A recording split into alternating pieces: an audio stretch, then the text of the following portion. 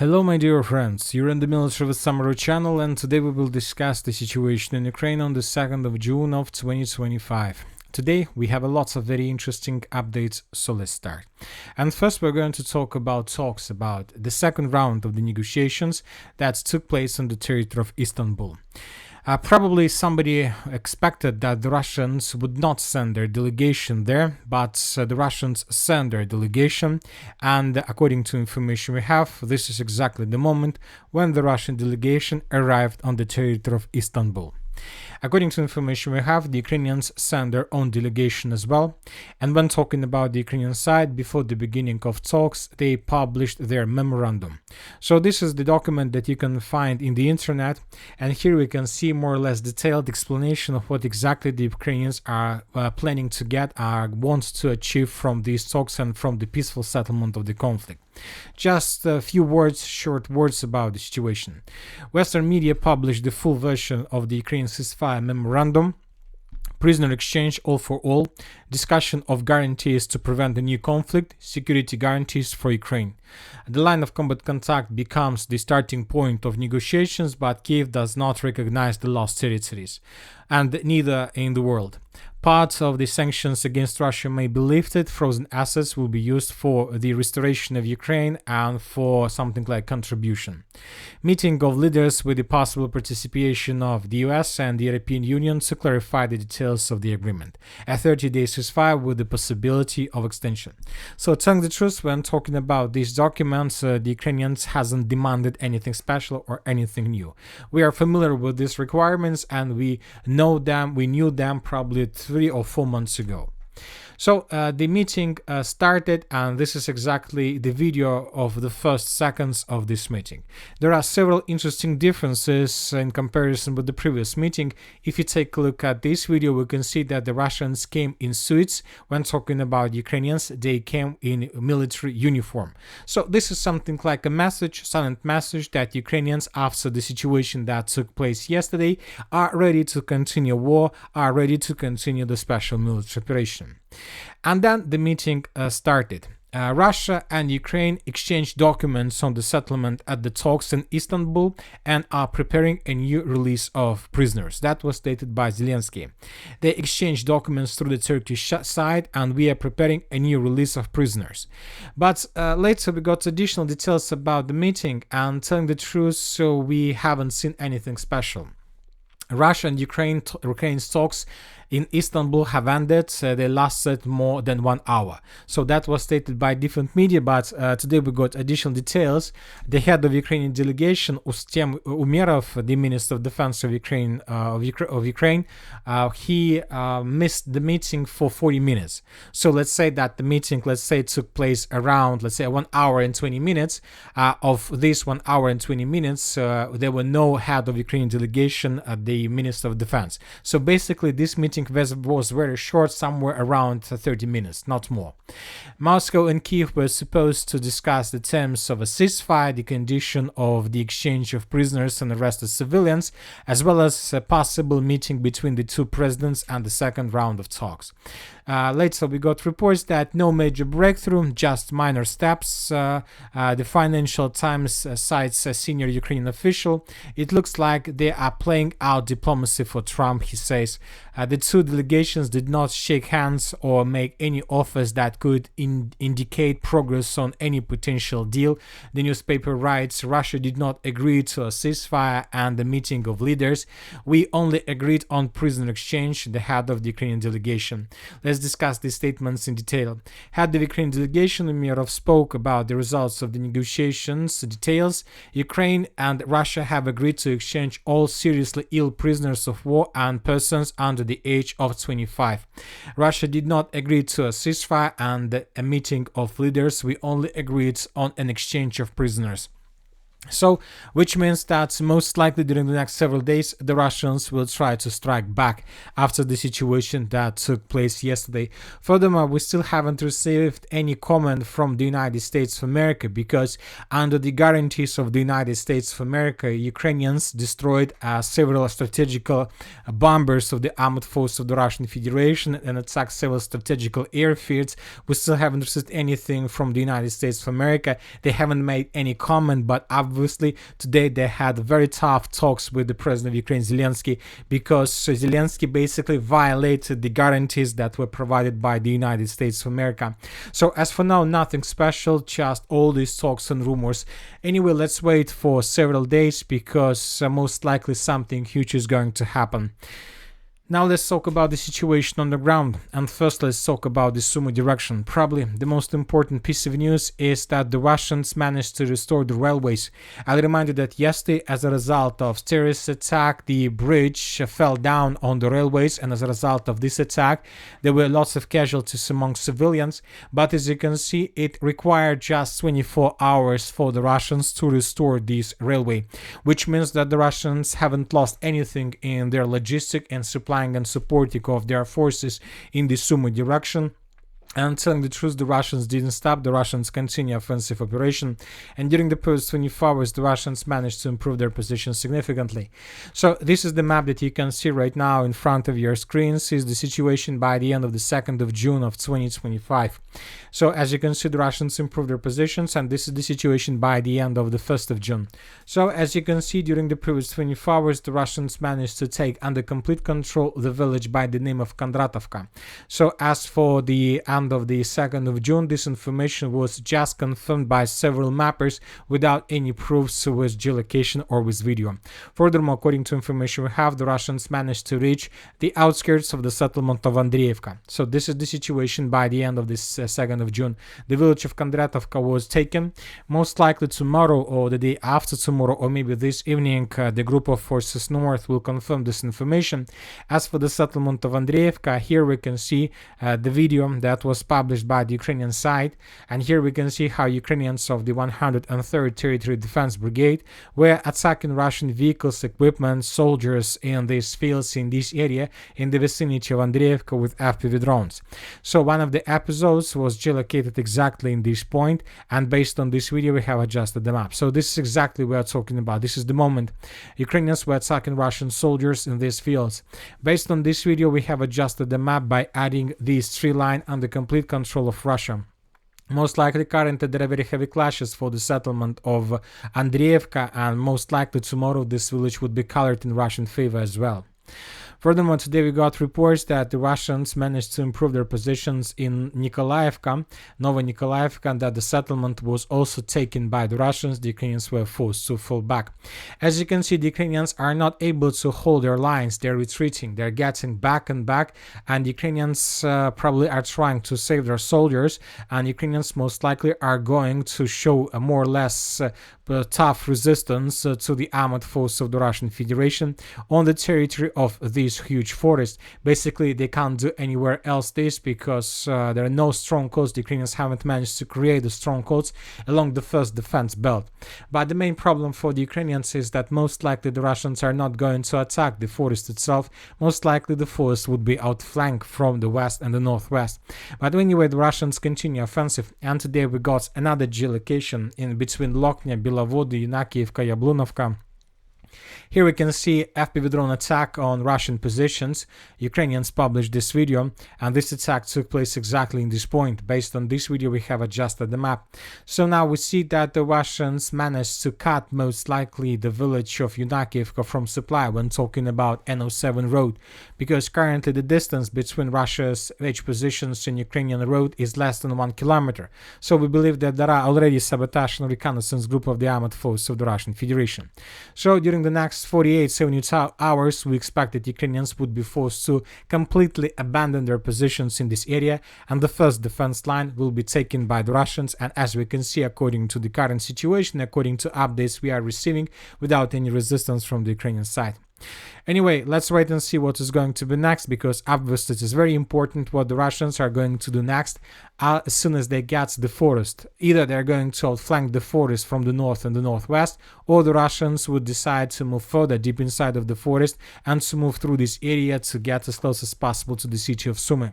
Anyway, this is a very important question because everything depends on this. The most important time. The Russians, despite the fact that the Russians are advancing and the Russian offensive is gaining momentum, the Russians are limited in their time. They have just 3 months of summer offensive operation, and telling the truth, if the Russians enter the forest, they can spend these 3 months just for clashes for this area. Now let's move further. Let's talk about the Kharkiv direction. During the previous 24 hours, the Russians improved their positions in the city of Volchansk itself.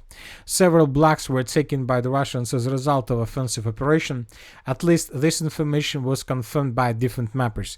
This is the situation by the end of the 2nd of June of 2025. Furthermore, the Russians intensified their activities and their strikes on Ukrainian positions in the area of Ovchansky Hutory and Pokolyane. So the Russians are bombing and attacking this territory. Maybe the Russians are planning to cross the river of Volchansk exactly in this area with the purpose to begin the battle for the southern part of the settlement. When talking about the northeastern part of Kharkiv region and the entire Kupiansk, northern Kupiansk direction, during the first 24 hours we haven't received anything special, just the regular activities. The only important video we got is the video from the city of Kupiansk itself. As you can see, the Russians continue bombing and attacking the Ukrainian positions on the territory of the settlement with FABs, and another temporary deployment point, most likely if the FPV drone operators, was destroyed. When talking about the entire Kupiansk direction, the most interesting updates are coming from the southern Kupiansk direction or the Lyman direction. According to information we have, during the previous 24 hours, the Russians managed to improve their position significantly. The Russians took under control these 3 lines, the eastern part of the village of Karpovka, the river of Nitrius itself, the northern part, and the Russians managed to land infantry on the western bank of the river of Nitrius on the western part of the village of Karpovka. Telling the truth, I didn't expect that the Russians were able to do this, because I expected that the Russians from the village of Redkadub would continue offensive operation further in the southwestern direction until they get the river of Nitrius. And from this moment, I expected that the Russians would move along the river of Nitrius in the southern direction with the purpose to attack the village of Shandrigolova. But now we see that something changed in the Russians' plans. Maybe the Ukrainians didn't show any resistance. Maybe the Russians just decided to try their luck and to move further, and according to geolocations we see that the Russians crossed the river of Nitrius and managed to establish control over several constructions and buildings on the Ukrainian side. We have proofs, and this is very important. In this video we can see how Ukrainians were attacking Russians in this area, how Ukrainians were trying to destroy Russian drones, how Ukrainians were attacking positions of the armed forces of the Russian Federation on the territory of this settlement, so which means that the Russians improved their positions, and this is obviously a very significant improvement. Now, it's a very interesting question what the Russians are going to do next, because now, as I understand, the Russians have several options. The first one, as we discussed a minute ago, to move along the river of Nitrius on the eastern side of the river in the southern direction towards the settlement of Shandrigolova. The Russians can do the same, but on the Ukrainian side of the same river in the direction of Serednya, and then further in the southern direction towards the settlement of Novoselka. So the Russians can move along the river of Nitrius on both sides, from the north, from the west, and from the east. But at the same time, now the Russians have possibilities to move further in the western direction towards the settlement of Chasiv Yar and then towards the settlement of Lazova. This will allow the Russians to establish complete control over to get the river of Oskol from the south, from the southern part of this river, and basically to cut the Barovo direction from supply and support. When talking about the Barovo direction, this is the area between the settlements of Boguslavka, the settlement of Novosergeyevka, Cherneshina, and the settlement of Lazova. So we are talking about this pocket. If the Russians are able to take under control the settlement of Lazova, this is going to be the situation when the Ukrainians would be completely cut from supply and support from the mainland. Of course, Ukrainians will have some bridges, some roads between Barova and Ukrainian side, but the river of Oskol is not a perfect situation to supply forces on this side of the river Oskol. We're not saying that the river Oskol is something like impossible barrier for supply and support. And furthermore, I'll remind you that several dams in the vicinity of Oskol were destroyed. So now the river that you can see right now in front of your screen is not the same river as we have right now, because there are less water and Ukrainians has less problems to supply their forces.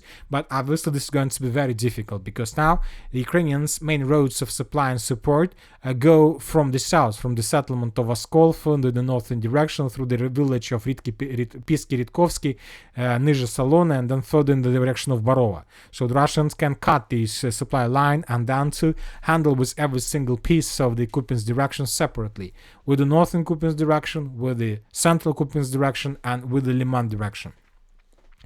So now let's move further. As for the Siversk direction, during the previous 24 hours, we got several icons. How the Russians continue their hunting operation. They were hunting, attacking, and destroying Ukrainian vehicles among these brushes, tree lines, and fields, but without any changes on the ground. So this is the regular pattern for the Russians in this area. First, they bomb this territory for another 1 or 2 weeks, and then they improve their positions just for several square kilometers. And this is how the Russians are moving and have been moving since the settlement of Lysychansk in the western direction. But anyway, the Russians crossed the 50% of the territory, and now the Russians are about to begin offensive in Siversk, but due to this pace, the Russians most likely will start this not very soon. When talking about the settlement of Constantinovka, the Russians continued their offensive, and during the first 24 hours, according to different sources, the Russians improved their positions in the northern direction from the city of Chasiv Yar, taking under control additional mines and fortifications in the fields.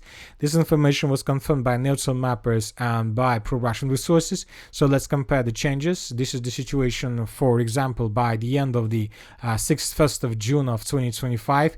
These positions considered as the positions under complete Ukrainian control, and this is the situation by the end of the 2nd of June. The Russians continue offensive, and as we discussed in the previous videos, most likely the Russians will try to take under control the settlements of Maiskaya, Markova, Novomarkova, all these areas, with the purpose to have better positions, better possibilities, and better places for massing their troops in this area. The Russians need additional positions on the Ukrainian side of the Seversky-Donetsk-Donbass Canal to mass their troops. This will allow the Russians to carry out very powerful offensive operation in the direction of Drushkovka. If the Russians somehow are able to carry out this offensive operation to break through Ukrainian defense and to get and to shorten the distance for as close as possible to this road N20 and the settlement of Drushkovka, this can lead to complete collapse and full encirclement of the Ukrainian contingent on the territory of Constantinovka. It's very hard to believe in this maneuver, but everything is possible, you know this. Furthermore, the Russians improved their positions in the city of Chasiv Yar. Several pro-Russian resources report about this. We are waiting for additional updates and additional proofs. When talking about the Kibanki pocket during the previous 24 hours, the main updates we got from the southern part of the pocket, from the settlement of Zarya. Today Russians published this video, and here we can see several episodes and several places where Russian soldiers raised the Russian flags. The first episode took place in the central part, the next one took place in the northwestern part of the village. Based on this video we have adjusted the map, but not the entire village. So basically today, during the 2nd of June, we've colored everything that yesterday were considered as a contested area. So this is the situation, for example, by the end of the 1st of June, and basically based on the geolocations we got today, we just colored these territories. Today we got additional statements from different mappers, neutral mappers, and pro-Russian resources reported that the Russians established complete control over the territory of Zarya. As for the end of the 2nd of June of 2025, we haven't received neither another confirmation from the Minister of Defense of the Russian Federation, or at least any video published by the Russian or Ukrainian side that can confirm complete control over this settlement. So as for now, we believe that there are still very heavy clashes in the northern part, especially for these farms that are located to the northwest of Romanovka, northeast of Zarya. So, but it's just a matter of time, it's just a matter of several days, and then the Russians would continue moving further. At the same time, the Russians continue their offensive operation in the direction of the eastern part of Yablunovka. The Russians are attacking this settlement to the north of these water reservoirs and the lake, and to the south, trying to move at the same time from the northern part and on the southern part of the settlement.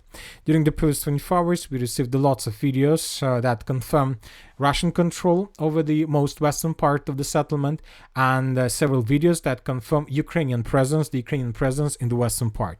But we see that as a result of Russian attacks, Ukrainians suffer losses every day, and they are forced to fall back further and further in the eastern direction. But once again, according to a video we got from Istanbul, we see that Ukrainians are ready to fight more.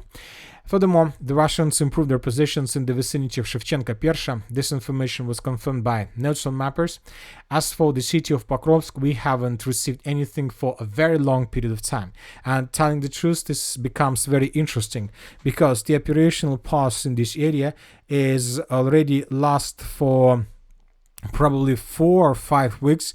We haven't received anything during this period of time, just artillery strikes, some flamethrowers attacks, but nothing more. So we don't know for sure what is happening right now in the city of Pokrovsk, but we understand that the city of Pokrovsk is the focal point of Russian offensive, Russian summer offensive operation, at the same time with the city of Constantinovka, Zaporizhzhia and Lyman. But we don't have anything here. So most likely the Russians on the western flank of the city of Pokrovsk are waiting for how the situation is going to be developed in the area of Constantinovka. So everything depends on this situation. As soon as the Russians are able to resolve issues around the city of Constantinovka, we should expect the resuming of Russian offensive as well. As for the South Donetsk direction and the Gulay-Polye direction, during the previous 24 hours, nothing special. The only interesting video we got from the village of Terminovka. Here we can see how the Russians established complete fire control over the main supply lines that go in the direction of the settlement. The Russians were bombing and attacking this territory. So due to this video, we expect the additional changes on the ground in the direction of Timirovka in Russian favor. So the Russians are going to continue offensive despite the situation in this area. When talking about the city of Gulay-Polye, as we discussed, this is the next target for the Russians. Since the beginning, since the second part of May, and we have seen lots of videos how the Russians were bombing the settlement on the perimeter of the settlement to the west and to the east. So we expect additional changes in this area as well. Probably the Russians will try to attack the village of Gulay-Polye, the city of Gulay-Polye, during Russian progress on the ground from the northeastern direction. And that's it for the short for today. Military Summary channel reminds we condemn any violence in the world. Thank you for watching, subscribe to my channel, put your likes, join my Patreon, and have a good day. Bye bye.